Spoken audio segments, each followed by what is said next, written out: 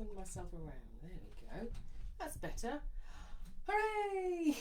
We made it! We made it to Middle-earth readings. Honestly, I thought that I wouldn't make it today. That, yes, the technology gremlins that are bugging me would follow me all the way into Middle-earth readings. But we are here.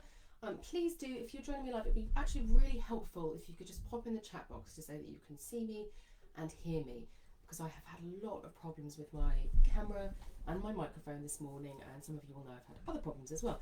But yes, somebody just pop in the chat to let me know that everything is working for you and that I'm not talking to myself, and that would be brilliant. My name is Maggie Rose Cunningham, and I am here bringing you Middle-earth readings. It is our waning moon week. We are at the last quarter. Will be coming at the end on the 10th of June. We'll be in the last corner of this moon. So we're doing a little bit of a preparation for that, let's say. Sue is saying just found you. Good. So hopefully so you can see and hear me as well. That's great.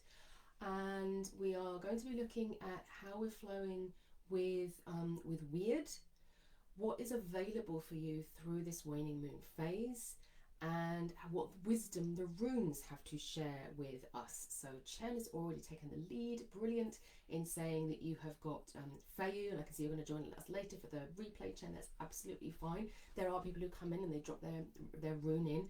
What I will be doing is I will be sharing this week, actually, we are going to look at 7 runes, because bizarrely, one of the runes that I worked through, and I know I did 18 of them, didn't pop up on my record, so I don't know which one is the mystery one. So it was either Bacano or Hargalaz, I want to say. So they're going to get covered twice this week, so this month. So we're going to be looking at 7 runes with a deep dive, and I will check for those of you who are live that everything is working.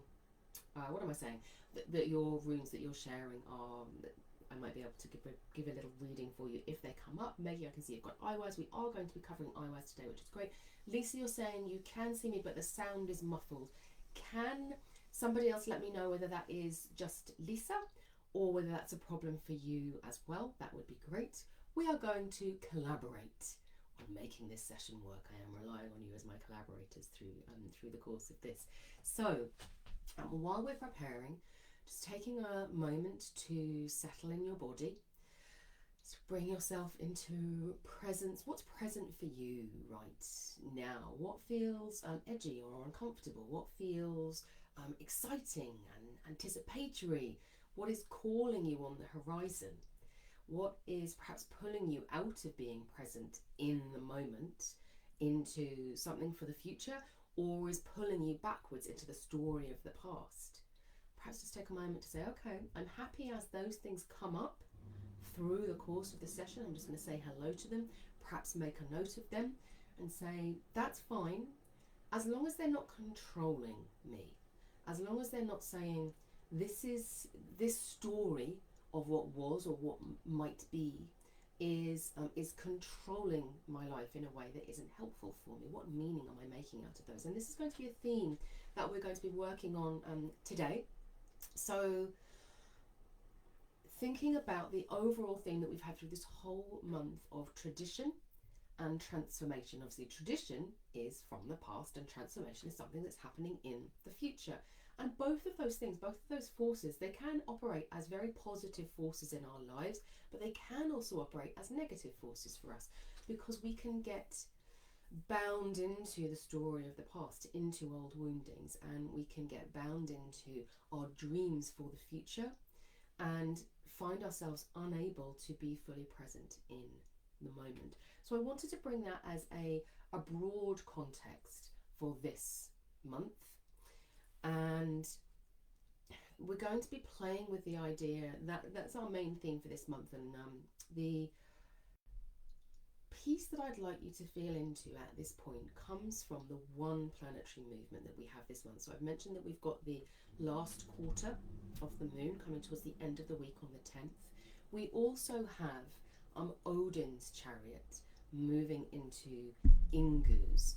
Now, we're not going to cover Ingu's in great depth because it's come up quite a few times already through the course of this month, but it is the rune of the seed and the rune of gestation, of new possibility, of this sort of wellspring of energy that becomes available to us when we are operating in alignment, when we are following guidance, when we are releasing what we no longer need. And that's the point. The sort of waning moon work is often about intentional completion.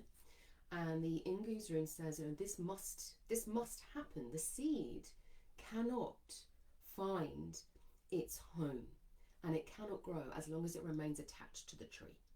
If it's there, held by the tree, and it isn't released out into the world, it will never take shape. It will never create the next tree. So we must release in order for that to happen. I'm just looking for my Ingu's rune. Here we go. Here's the Ingu's rune. So in this little Ingu's form there, but when it's it can also have two bits up and down. Some of you might have that in those sets as well. That looks like a little bit like a DNA helix. Either is Ingu's, and so that's absolutely fine. And Odin shared the words for this Odin in Ingu's. Every great idea needs someone brave enough to tend it. Every great idea needs someone brave enough to tend it. And I really feel the truth of that, and I can feel that in this moment. It made me realise I've been working towards this this transition, and quite looking forward to it. I know that quite a lot of people have found Odin moving through Lagus a little bit uncomfortable, let's say. He was in Lagus, out of Lagus, backwards, forwards, and now he's moving into Ingus. And I certainly have been thinking, really looking forward to this moment when he makes his shift. I want to say it's today. Let me just make sure before I tell you, before I lie to you. Say it's not. It's tomorrow. It's on the 6th. So tomorrow this shift will occur. Hooray! Says everybody. And it made me think about this, and I was thinking, well, all my best ideas have been spirit inspired. They've been spirit inspired, and when I followed them, I've never regretted it. But it does take a lot of bravery to follow those ideas that come through that are spirit inspired. When we come from this place of, I still need to feel safe and secure. Those are basic human instincts, basic human needs. And I've certainly been feeling into my birth runes and working with my Odin's Chariot rune. I worked with Odin's Chariot through all of last month, and started working with my Frigg's Chariot rune. And my Odin's Chariot rune is the rune of partnership. It's ours, we've covered that before. And it's this rune that's sort of speeding along, saying, yes, I want to be in partnership, I'll do the thing, that'll be great, that'll be wonderful. But what I've been recognising in myself is that my Frigg's Chariot is an Athala, which is the rune of legacy and estate and inheritance. And when I place that in the future, and I say this is what I'm working towards, that can feel good but a little bit overwhelming. But when I place it in the past, it can feel frightening, because I'm being asked to give something up and step into something else, into a new energy, and to give up that Athala energy. And all of the runes hold within them attention. They all hold within them the bright, empowering, fabulous, juicy, delicious essence of who we might be or who we could be in the present moment. And they hold the shadow within them as well. That's one of the things that I love about the runes, is that they do not exclude the shadow side and say, well, you'll need to go elsewhere to look at that. They contain the shadow within them. So when we look at the 7 runes we're going to be working with, or you're looking at your own runes, you want to be thinking through the waning moon release phase about, what does this rune offer to me in terms of what I might need to release. Because what's important here is recognizing that if some, a Valkyrie comes along, a wish maiden from Odin comes along and whispers into your ear, this is the thing, you are going to have to make room in your life for that thing if you choose to accept this request, let's say, that has been made by spirit, by the world, by the universe, whatever you want to call it. How are you going to make room in your life to do that? Until you do that, the seed remains on the tree. You are the earth waiting to receive that seed, to hold it and nurture it. And the universe will wait. It will say, it will hold on, and it will say, okay, I'm holding on to the seed. This piece of soil maybe isn't quite ready at this point. It needs to have some tilling and some fertilising and some other stuff happening. And I think it's Julia Cameron, no, it's Elizabeth Gilbert, who says, she says, all great ideas will eventually, they'll hold on with you for a while. They'll say, this is the person who can be of service in this moment, And but then eventually they will say, actually, the time has passed, the time is finished, and they'll go off elsewhere. And when that happens, sometimes we also need to just say, I'm releasing, it's not mine anymore, even though I might feel disappointed in myself that I didn't get this done.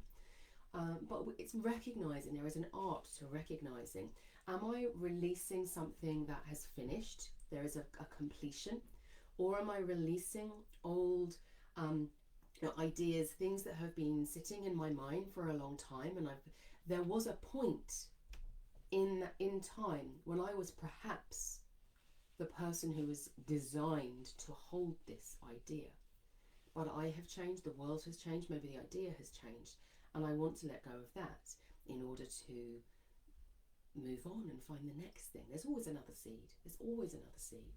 So questions for you to ponder through the course of this week as we're moving towards the quarter moon phase, and then we're waning through the other side of next week, are what has chosen me?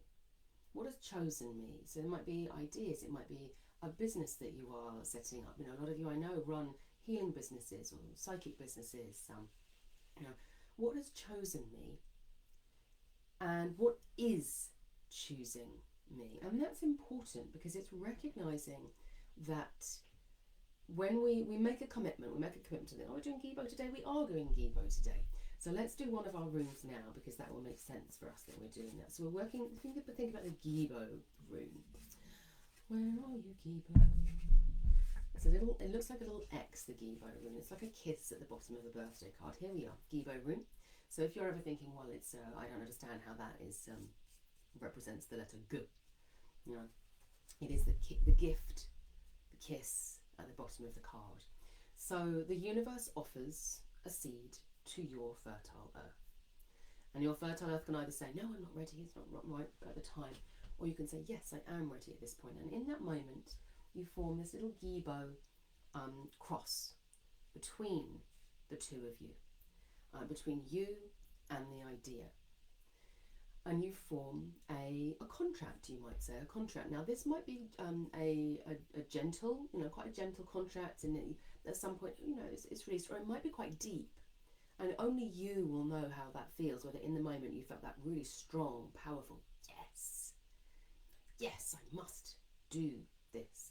It works equally in things like moments when you fall in love. I fall in love with somebody, and it can be incredibly painful if you fall in love with somebody and you do that, yes, and they don't, because you still made that, but it's not coming back.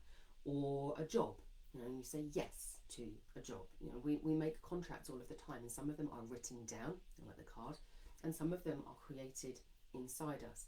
And we do have a choice. We do have a choice as to whether or not we say yes to that contract. But once we have said it, it has become woven into the soul in some way or another. And this is why the waning moon phase is incredibly useful for us, because it helps us to say, okay, what are the things that I chose? What are the things that I'm choosing? And what might need to be completed in order for me to allow that to move on? And the Gibo rune embodies that as well. So for those of you, if you pick the Gibo rune, there are some things that you can do that will release. So you can energetically, if you know about cord cutting work, you can do cord cutting work. But for me, the key piece here is to offer gratitude.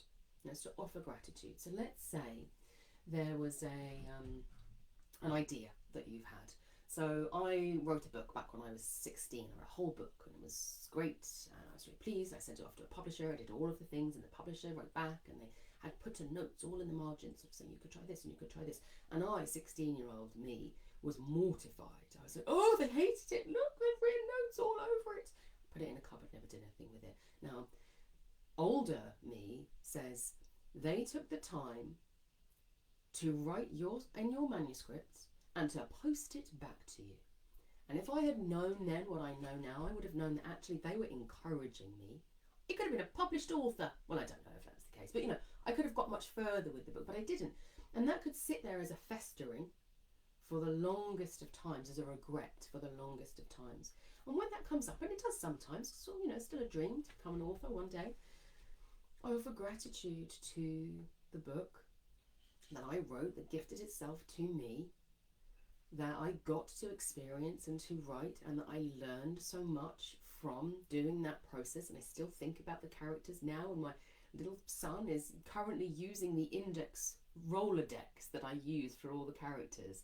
I've taken all of my characters, I've still got them, and given it to him. He wants to be an author now, so I was like, well, I will be very, very supportive, you know, of my son, and hopefully be there every step of the way with him, saying, if this is what you want to do, this is what you want to do. So I have gratitude there for knowing how vulnerable that feels, to want to offer your work into the world.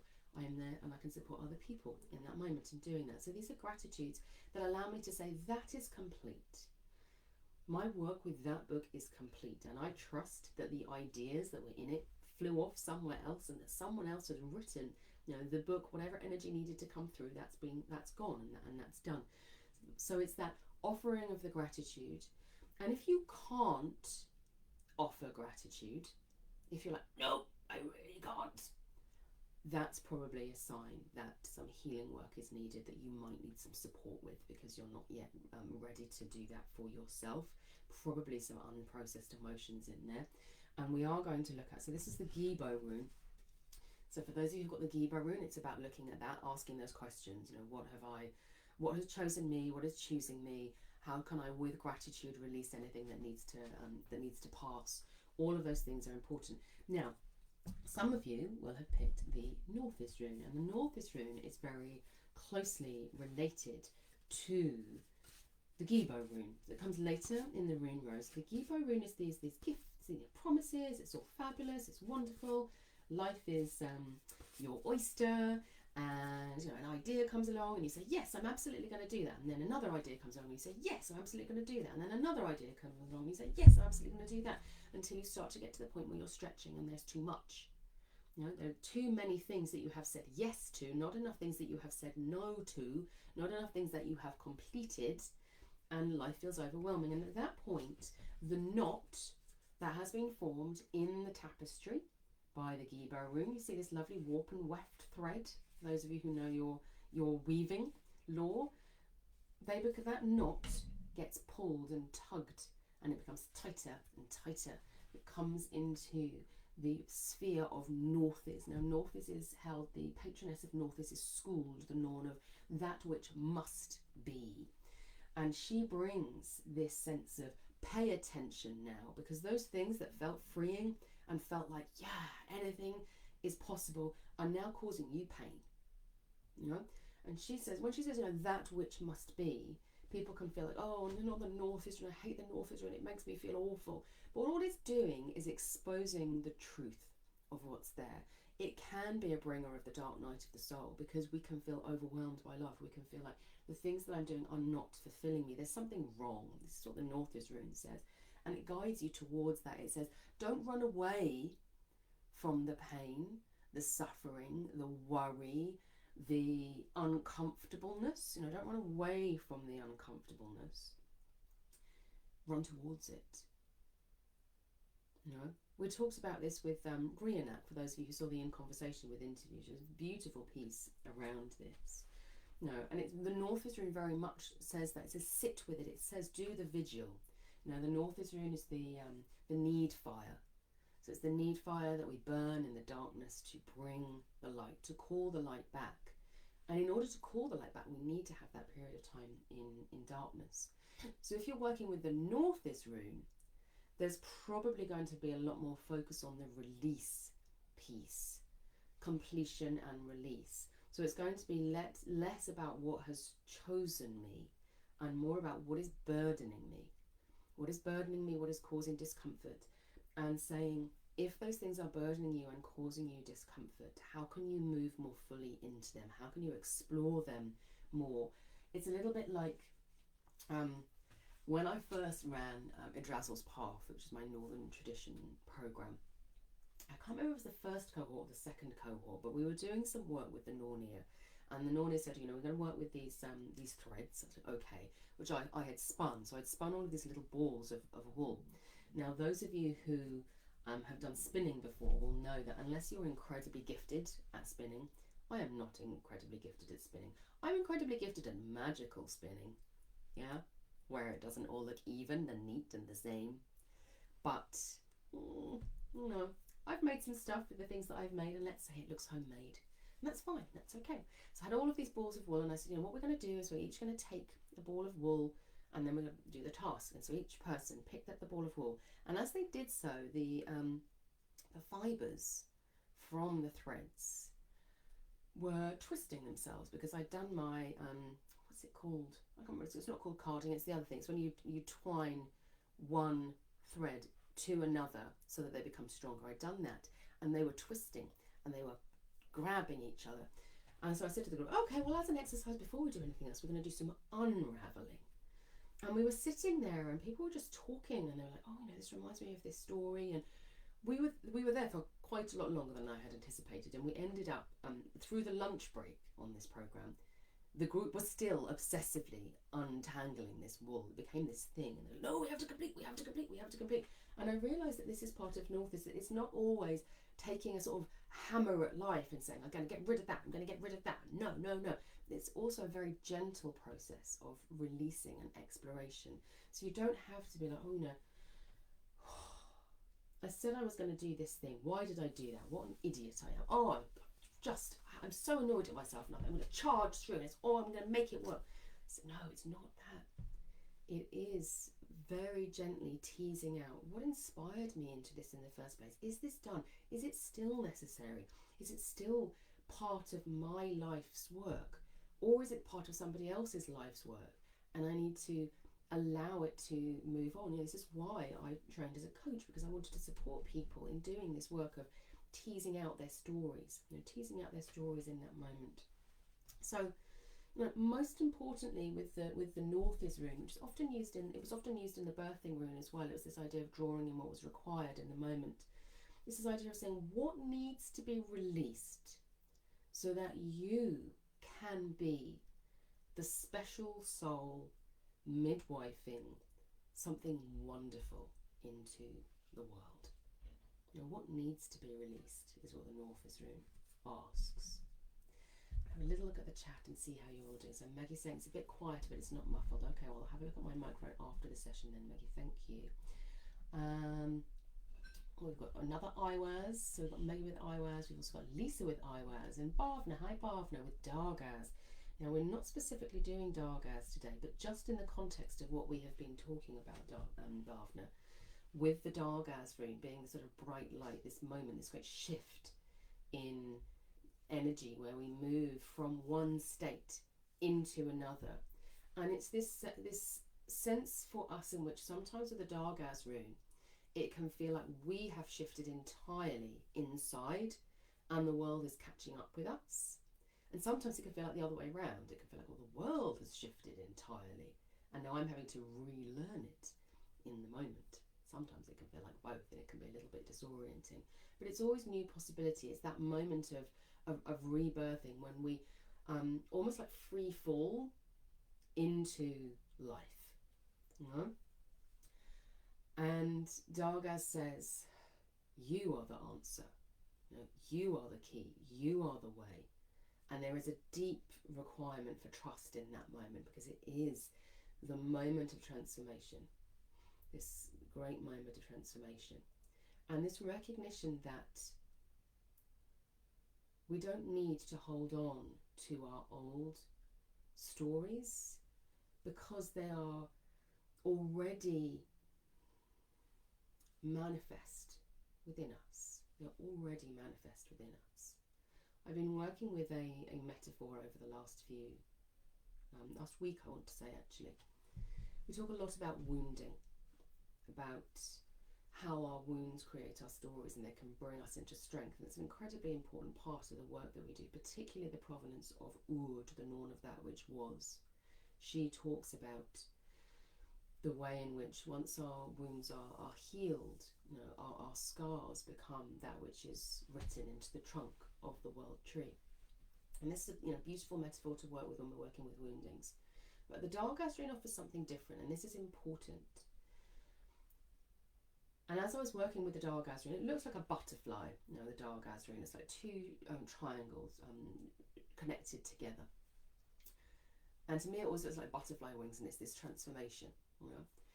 But what I realised is I was thinking about the butterfly, and I was thinking about the way in which the caterpillar is sort of there, and it's eating, it's doing its thing, and it thinks that that's all that life is. This is all that life is. And then something, its instinct kicks in, that north is instinct, kicks in and says, oh, even though all of these things seem okay, I'm gonna build this cocoon for myself, and it builds the cocoon for itself, And then its body goes through a huge transformation. And you can think about this as being like a wounding, an experience of wounding is what I would like you to take as sort of metaphor here.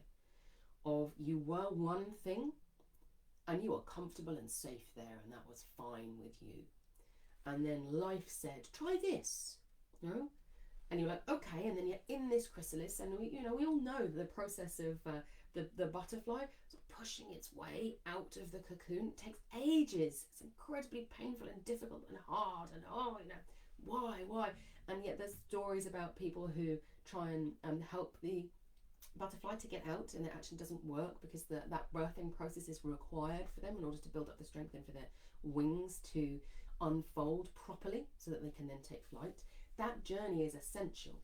That journey of wounding, of transformation, like the deepest possible wounding, where every part of you is transformed, is essential. But when the butterfly emerges and it flies off into the sky, it's not wounded. It's not wounded. It is just no longer a caterpillar. It is now a butterfly. And I think that is important for us. It's that recognition that, yes, I might carry my wounds with me, but they might also simply be part of a whole metamorphosed new version of you that is entirely whole and perfect. So I'm going to offer that for the Dargazrine. It just came forward really strongly there, Barthness. I'm going to offer that for you in this moment. I can see actually that Chen has put a little I don't know if it's a butterfly, but maybe a moth on there for in her comments. That's quite nice that we've got that. Okay, so we've done Gibo and we've done Northies. Okay, so let me see. I'm going to do Hargalaz and Bacano, I think, at the same time, because they were the ones where it wasn't clear to me which one we had already done in the future. So let's look at Iwaz, because a couple of you have brought Iwaz. So we've got Iwaz here. And it's interesting, actually, we've been talking about cocoons, and I often think about Odin when he hung on the world tree. So Iwaz is the yew, and it's often seen as representing the world tree or a staff. And so it's this pillar of support. And the tale goes that Odin went and he hung upon the world tree, and he waited and he waited and he waited, and then he falls with this great scream into the well of weird, and he finds the runes there. And when I see Odin hanging upon the world tree, I often see like a cocoon or a chrysalis hanging from a single thread. It's interesting that should come up actually as I was thinking about the Iwaz rune, and we were going to be working with it today. And the Iwaz rune is another rune like the Athala rune that calls us into anchoring, calls us into stability and security and safety. And sometimes it will, the sort of shadow side of the Iwaz rune will be saying, no, stay with what you know, stay with what is safe. But the flip side of that is that when we work with it and we say, I am stepping into my courageous magic today. When you've said that and you've said, yes, I can feel fear or anxiety or discomfort, I'm doing it anyway. Once you've said that to the Iwaz rune, it stops being the bit that's saying, stay still, stay still, stay still. And it becomes the staff, where we are walking, and it is the companion, it is the support and the protection moving beside us. So what you would think about it here is imagine that you are a traveller, and that all of your experience and your wisdom, we talk about woundings. I want you to imagine in this moment, instead of you carrying them inside you, with the burden that they are, they become a staff that supports you as you walk along. I'm not going to try and get my staff out now, but I've got a staff, she's tucked in the back there, I'm not going to try and do it, that has the runes carved on them, and she's got eyes that I've painted on her as well, and she's sort of this representation of experience and wisdom. And so you have that staff that's with you and it supports you, but it doesn't define you, it doesn't overwhelm you. All of the work that we do around working with spirit allies, working with different magical systems, creating ritual, right ways of working that are correct for us. That creation of structure that supports us and sustains us is part of that Iwas magic. And it very much, when you've programmed your Iwas rune, so it's not coming from inside in that place of, oh no, I'm just going to stay still and small here, and it's actually on the outside patrolling your edges for you, then it will do a lot of the work for you energetically of saying, nope, no, thank you, moving away, moving on, please. And and that's a very powerful way of working. It holds your boundaries for you. It's slightly more gentle than the Thurisaz rune. It's just going to be there as a staff saying, thou shalt not pass. Like Gandalf there, obviously. I love that line. I'm sorry, I know I say thou shalt not pass too much, but I just love it so much. Very Iwas. You need to think about that in terms of the power. It is, in so many magical systems, we have tools that are there to support us, and they are not the reason for our power. They are supports for our power that help us to be more free, more like the butterfly in the moment, and to carry our woundings more lightly with us, to carry our experience as a force of counsel rather than a authoritative dictatorship. Yeah, so we don't have the burden of the past, we have the wisdom of the past, is what the Iwas rune offers. And Maggie, you're saying this is a theme that keeps poking at me, is the butterfly theme, Maggie. Interesting. Okay. You and me both, baby. So here's the Iwas rune that we have been working with there. Along with the Iwas rune, we have two runes that are next to each other in the rune row, and they have saved themselves until this, our waning moon session, to offer themselves to us. And they are the Algas rune and the Suwala rune. So they come at the end of the second date. I often refer to the second date as being like the tester 8 or the challenger 8, where some of the more difficult stuff comes through. It says you've found your base of power, now we're going to test it, we're going to hone it. But then by the time you get to the end of that 8 runes, we have the Algas rune and the Suwala rune. So here's Algas, a rune of protection. It's another rune of defense, but it's different to the Iwas rune. So the Iwas rune is very earthy. It's that connection of the earth and the stars. It's the world tree, it's the staff, it's the structure, it's the form. The Algas rune is stretching upwards. It's calling in. There is a freedom and a lightness to its energy, that the Iwas rune feels like a heavier energy, a more grounded, more rooted energy. Algas is this stretching up and touching, the intangible, touching the worlds beyond our world. It's sort of the fact that it comes after the Iwas rune. So you have Iwas, then Perthro, the Well of Weird rune, and so we've got the tree, and then we've got the Well of Weird, and then we've got the Algas rune. And the Algas rune can either represent the elk, and it's called Elaz, then it has 2 names. Algas is the one I prefer. Or it represents the swan. It's said to be 2 swans that swim upon the waters of the Well of Weird. And I always think of them as that they just naturally have the energy and the wisdom and the power of the Well of Weird within them. They're said to be white because the waters of the Well of Weird are said to be silver white. And so this carries that energy, this light energy, and this energy of, I suppose the way I often think about it is it's like the individual spirit, the calling in of your individual spirit guides. So you've created structures with the Iwas rune, and you've opened yourself up to collective wisdom with the Perthro rune. And then the Algas rune comes along and it says, who are my individual guides in this moment? And again, if you think about this in terms of releasing work, for those of you who've received the Alga's rune, this can be about, do you remember the gratitudes that we did with the Giba rune? So it can be about looking back in the past and saying, okay, my spirit guides have been, and honouring them. It can also be recognising that for some of us, we have spirit guides for a period of time and then they leave us, and that can feel very difficult. There's a grief process that can come through, or they're no longer, relevant to our work. And that sounds awful, doesn't it? Because it's a bit like, oh, but we can think about that in terms of friendships as well. We can have friendships that are incredibly deep and potent for a period of time, and then they sort of gently meander, and sometimes we pick them back up. We've got some people who it just comes back up again, others who it's complete and finished. And I often feel that spirit guides, it's the same.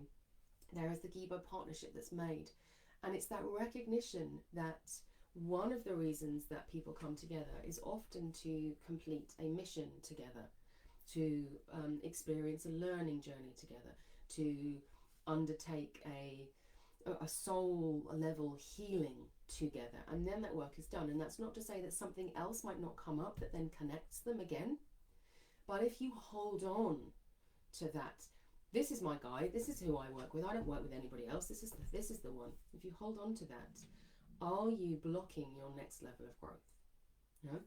I find this a really interesting area. I work with some people who have been priests or priestesses of a particular deity for all of their lives, and they can never see that as changing. I have made vows to deities before in the past, and then had periods of time when they have actively released me from that and said, it's time for you to move on to the next thing. I've had times when I've had a spirit guide who said, yes, I remain your patron, but you're going to go on an apprenticeship elsewhere, and then you're going to come back. So if you've got the Alga's rune and you're working with the release and completion phase, then this is about saying, are there relationships, like spiritual relationships? It could be human relationships as well. It could be people who are guides in the moment that are complete or need to be complete, or I know that they're complete.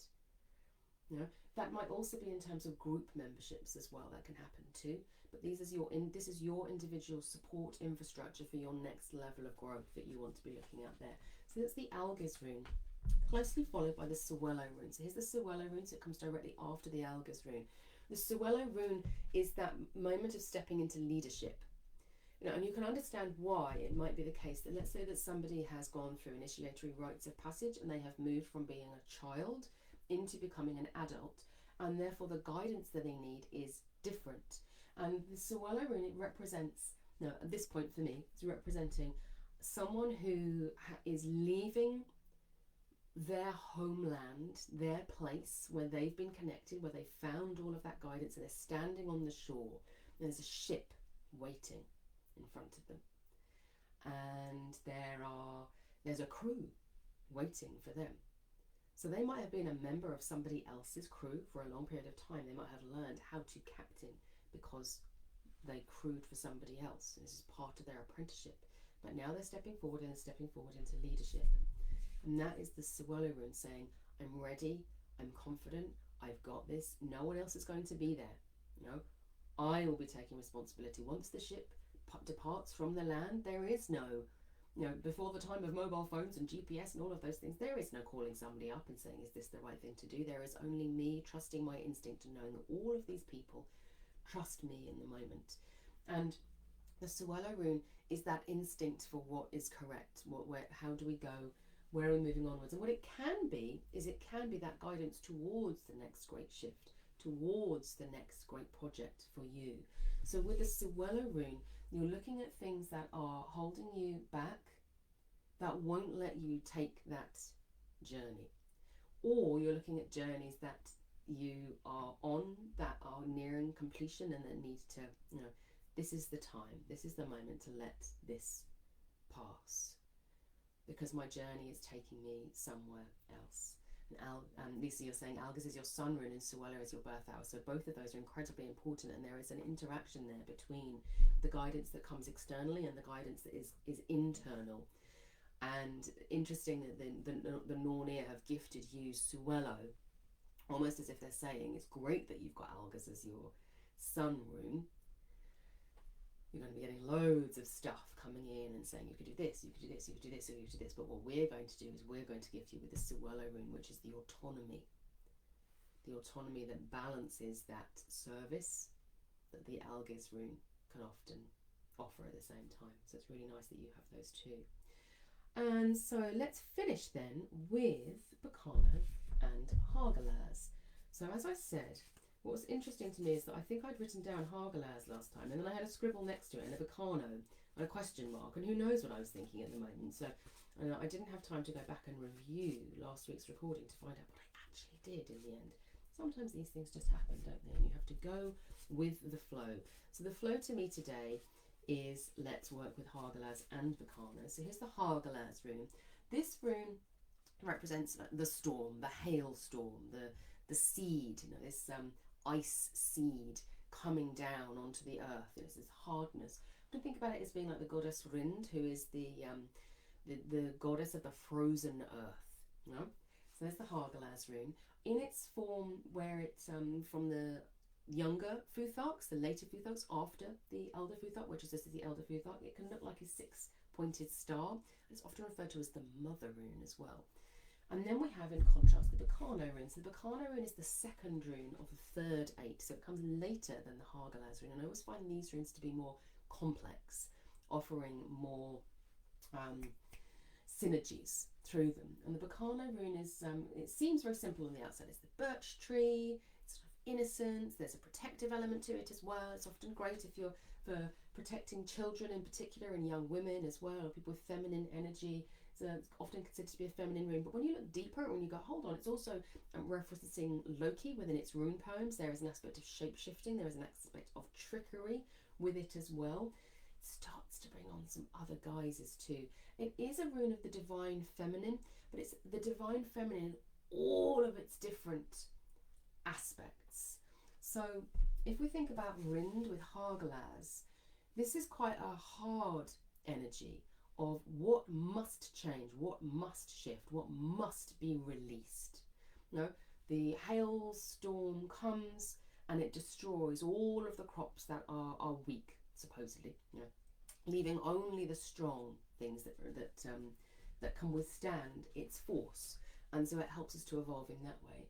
The Bacano rune embraces and shifts and changes, and it's elusive, and every time you think you've got it, it disappears again. It's a little bit will-o'-the-wisp, similar to Algiz energy in some ways, but more earthy, more like the moss and the caves and the deep waters and the wells, and the goddess who entices us on. And we're so busy following that message that we don't even realise what's happening to us in the process. We don't realise that we've changed.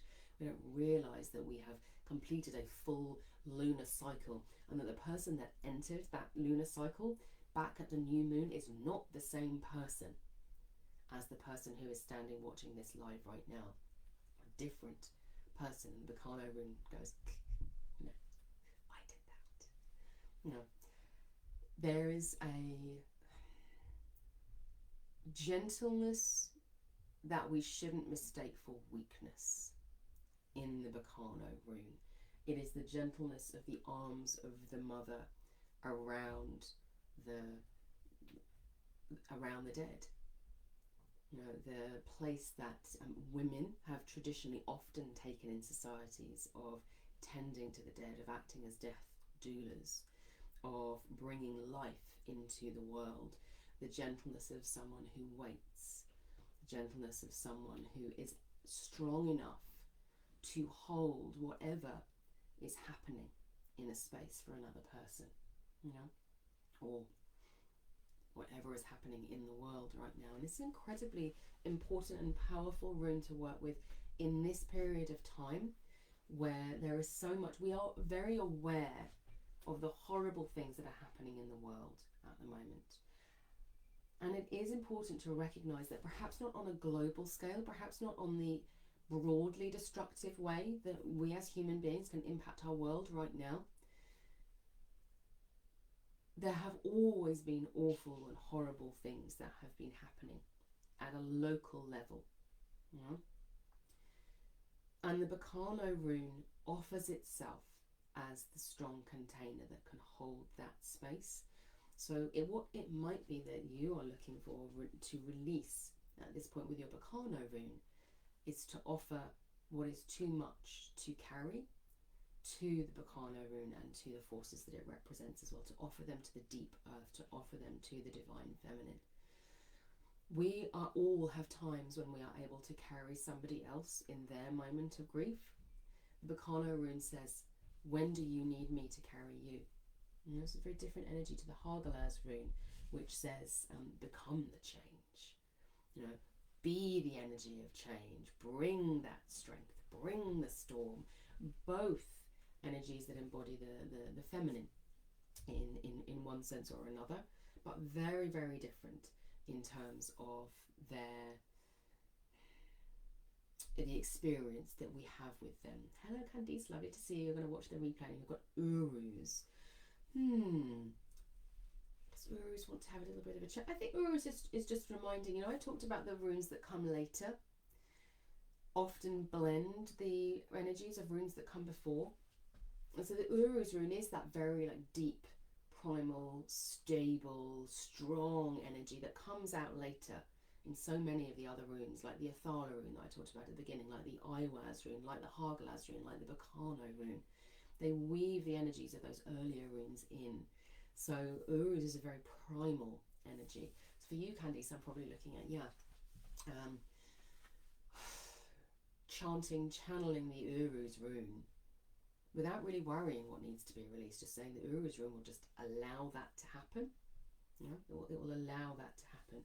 It doesn't require thinking and processing in order for that to be the case. So whatever your rune is through the course of this week as you're preparing for the waning moon phase, remembering those questions, what has chosen you and what is choosing you. Remembering that every great need needs someone brave enough to tend it. And remembering that we don't have to carry the burdens of the past with us as heavy objects. We can trust that we take what we need with us. And all of these come through. I've certainly been travelling with the energy of release for some time now. So this really feels like this moment where I have new stuff brewing right now. I'm incredibly excited that today is the day that the resource hub for Awaken opens. Right, so the people who have already joined Awaken can now start to work through their modules and can start to meet each other in our private group and just sort of settle in before we start Awaken.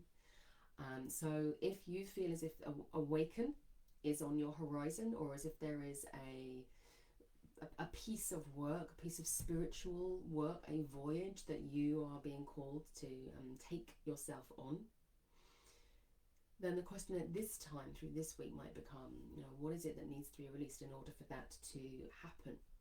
Now, later today, it might be tomorrow, there's a lot that needs to happen behind the scenes as I'm trying to sort of work on this. I'm going to be sending out an email to all Inner Circle members for the Hearth Space. I mentioned to people who were there on Friday already, they already know that this is coming, but one of the really difficult things for me that I've been working with as I could feel the new cohort of Awaken coming together, and we've got a lovely new mastery cohort forming as well. That's my year after Awaken for people who want to deepen and they might want to start working with their runes professionally as well, and bringing that into their work too. Feeling those coming, feel the dream wheel, its wheel turning and the cycle moving. I came to the point where I had to say, I am stretching in too many directions and what is happening here. And so the release that I'm going to be doing is I'm going to be releasing the Inner Circle a little bit sooner than I had anticipated. I had anticipated that it would be happening at the end of this year, that we'd be finishing our Exiles and Edge Dwellers year, and then I was going to see what was happening. But this month we are working with the goddess Freya on our theme of magic and taboo in the Inner Circle. And I'm going to be bringing and broadcasting to you about Freya. Wonderful representation of all of the different aspects of the divine feminine. So I'm really looking forward to working with her. But this month is going to be the last month of work in the inner circle half space. It doesn't affect people who are here in the half space. No, that's still going. But the inner circle is going to close for live classes, and that was incredibly difficult. You know, I love our Fridays, love all of that work, but it was clear that that is what was needed in order for me to emerge into my next butterfly phase. So for those of you who are members of the inner circle, you do not have to do anything at this point. We're going to be working with Freya through the coming month. If you aren't a member of the inner circle, you can still join in order to join for our 3 classes exploring Freya through room readings and story and embodiment work. But at the end of this month, the inner circle will stop. We will stop having live classes. People who are members can continue to be able to access the resource library for the rest of this year. But you don't need to worry about that, because I'll be writing to you all individually to make sure that you have everything that you need, and that those of you who have your annual membership with me are not going to be losing out. There's going to be some other juicy things for you to have instead. But it is a time for releasing. So yes, more to follow on that. And I'm really excited for what that means in terms of that freeing up and my ability to complete on the work of the half space that I was given right when the half space first started. And the gods said, you need to write a book. You know, I haven't been able to do that. So this is my my completion, my realization that I needed to allow more energy for that to happen. So if you are thinking my next step is awaken, I need to do that, and I know that this is my time. If you are thinking, actually, I've heard a little bit about the dream wheel, but I'm not entirely sure what that is, I would like to maybe have a go at one of the retreats, or even I'm thinking about, yeah, I want to take a really deep dive year into soul heaving. It's not soul heaving, it's soul healing and empowerment through the northern tradition. If you're thinking that the birth runes are calling to you, whatever that case that is, I have freed up my diary for some discover your ancestral magic appointments. They are free, they're 20 minutes. They are a time for you to come and say, this is what's here for me, Maggie, what are the next steps for me? So I'm going to pop into the chat box a little link so that you can book those sessions. Do it sooner rather than later, because they will fill up very, very fast.